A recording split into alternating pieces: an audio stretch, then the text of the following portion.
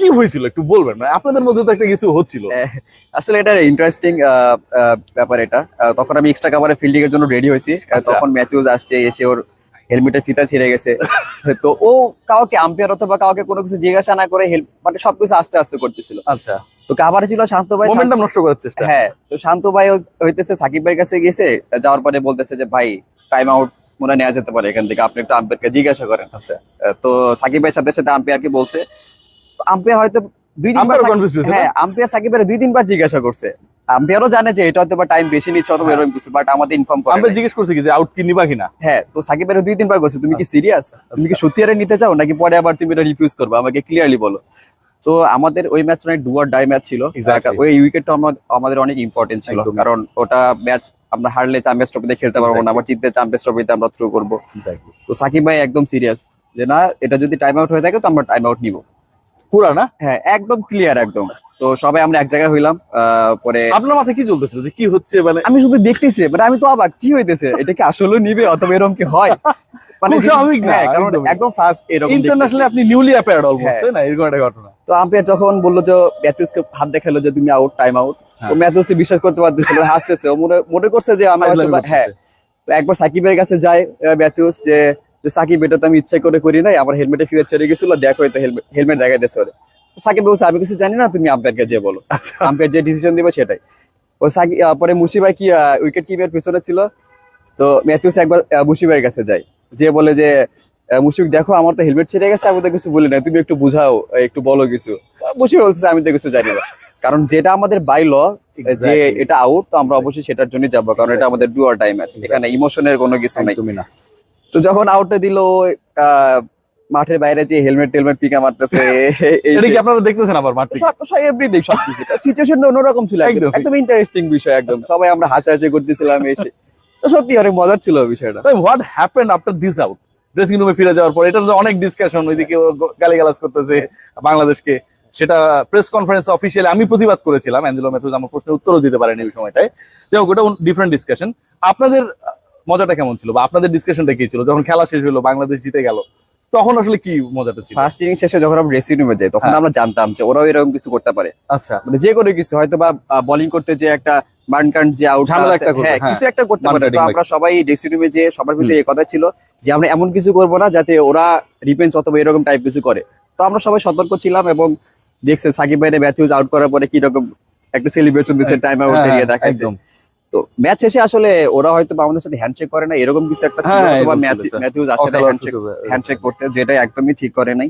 তো সবকিছু মিলে মানে এনজয় করছি আমরা অনেক বিষয়। ওই ম্যাচটা আসলে অন্যরকম একটা হ্যাঁ, ছিল। অন্যরকম আপনার match ছিল। লাইফের তো মানে সবচেয়ে মানে অন ফিল্ডের এনজয়েবল ম্যাচেস গুলো, Enjoyable। পঞ্চপাণ্ডব, ফ্যাবুলাস ফাইভ, ওই ক্রিকেটারদের আসলে কেউই আর আমাদের প্রিয় ফরম্যাট ওয়ানডেতে অ্যাভেলেবেল না।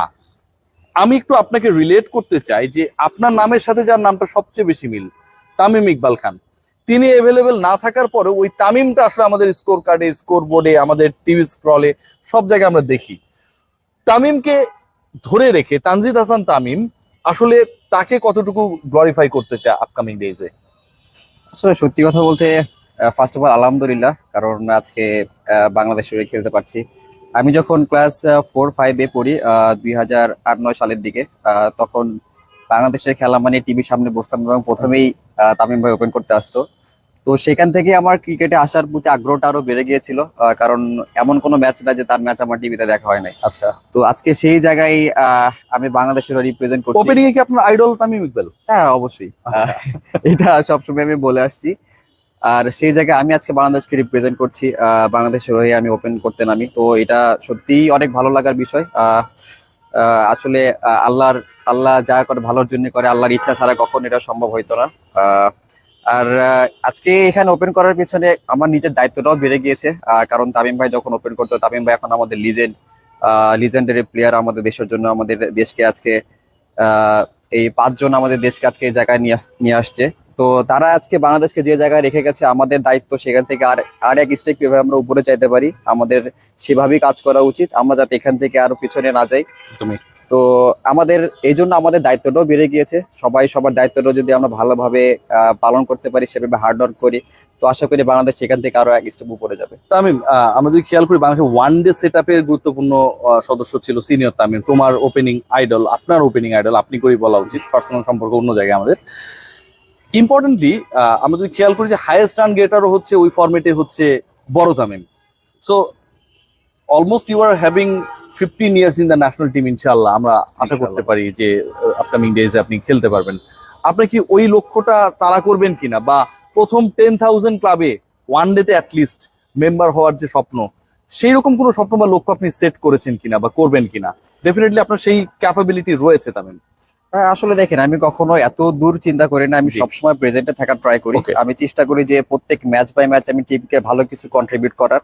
তো এখন যে জিনিসটা হয়েছে, আমি লাস্ট কয়েকটা সিরিজে অনেক ভালো স্টার্ট করছি, বাট সেই জিনিসটা আমি ক্যারি করতে পারতেছি না, বড় করতে পারতেছি না। এটা আসলে নিজের কাছে আমি গিলটি ফিল হয় এই জিনিসটা, কারণ আর আমরাও সেই আলোচনাটা করি যে তামিম এত সুন্দর স্টার্ট করার পরে কি হলো হুট করে?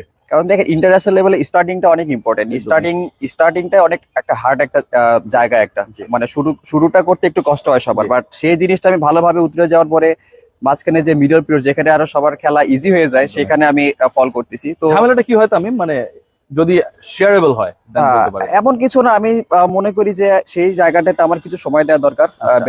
ব্যাটিং এর জায়গায়। আর আমার রেসপন্সিবিলিটি আরো মানে বাড়তি মনোযোগ দেওয়া উচিত, দায়িত্ববোধটা আরো বাড়ানো উচিত আমার কাছে যেটা মনে হয়।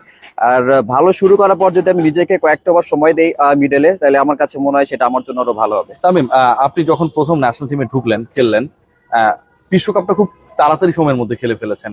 And ওই সময়টা আপনার উপর কিন্তু প্রচুর প্রেশার ছিল, মানে ছোট তামিম এভেলেবেল, বড় তামিম নাই, মানে এরকম একটা, এটা বাস্তবতা, ওই সময় সিনারিও ক্রিয়েট হয়েছিল।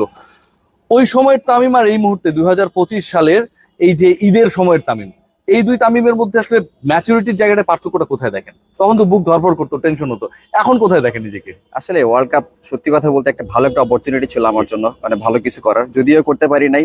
বাট ওই সময়টা আমি অনেক বেশি নার্ভাস ছিলাম, হুম। আর নিজের গেম প্ল্যান নিয়ে আমি অতটা ক্লিয়ার ছিলাম না। আচ্ছা। বাট আমি এখনো সব ম্যাচে সবাই নার্ভাস থাকে, বাট তখন যেরকম ছিলাম এখন অতটা নার্ভাসনেস লাগে না। আর এখন আমি আমার গেম প্ল্যান নিয়ে অনেক ক্লিয়ার, কারণ আমি জানি আমি কি করতে যাচ্ছি অথবা কি করব মিডলে যে। তো আমার কাছে মনে হয় এই জিনিসটা একটু ডিফারেন্স আছে তখনকার থেকে। ওই সময় মানে আপনার প্রিয় ক্রিকেটার নাই, আবার আপনি খেলছেন না, এটা কি কোনো টেনশন কাজ করতো? মানে ধরেন পাবলিকের যে টেনশন, মানে পাবলিকের যে এক্সপেকটেশন, আমরা তো আসলে চাই যে না তামিম গেছে এবং তামিম ওই তামিমের মতো করে খেলবে, থাকে না? এটা যে একটা ছোট মানুষ প্রথম খেলছে বিশ্বকাপ, ওই চিন্তা কিন্তু মানুষ করে না, টু বি ভেরি অনেস্ট। এই প্রেশার গুলো কি কখনো ফিল করতে পেরেছেন? প্রেশার সবসময়ই থাকে, বাট তখন আমি ডাউট ছিলাম আমি খেলতে যাব কিনা। আচ্ছা। এরকম সেহেতু লাস্ট শেষ পর্যন্ত গিয়েছিলাম। তো আমি যেটা বললাম যে প্রেশার সব ম্যাচেই থাকে, সব সিরিজেই থাকে। যে প্রেশার জিনিসটা যত ভালোভাবে হ্যান্ডেল করতে পারে, সে মিডলে তত ভালো পারফর্ম করতে পারে। তো আমার কাছে মনে হয় যে এই প্রেশার জিনিসটাও ছিল, নার্ভাস সবকিছুই ছিল, বাট ভালো খেলতে পারি নাই। না, ভালো খেলতে পারেন নাই আপনি, সেটা ঠিক আছে, কিন্তু খুব খারাপ খেলেছেন তাও না। আমি তো দেখেছি পুনেতে আপনি খুব ভালো একটা ইনিংস খেলেছিলেন, ওটা সেঞ্চুরি হওয়া দরকার ছিল কিন্তু আসলে তামিম, তাই না? এই জিনিসগুলাই ওটা সেঞ্চুরি হওয়া দরকার ছিল। এই জিনিসগুলো, উইকেট অনেক ভালো ছিল, ভালো Exactly, শুরু করছিলাম অনেক, exactly। মানে নিজের ফল্টে আউট হয়েছি আসলে, অপোনেন্ট বলার যে আমাকে আউট দরকারই ছিল না, একটা জি। ভুয়া বলে আউট হয়ে গেছেন আপনি। না, আপনি অনেক ভালো করবেন সেই এক্সপেকটেশন আমরা করি। এখনো মাইলস টু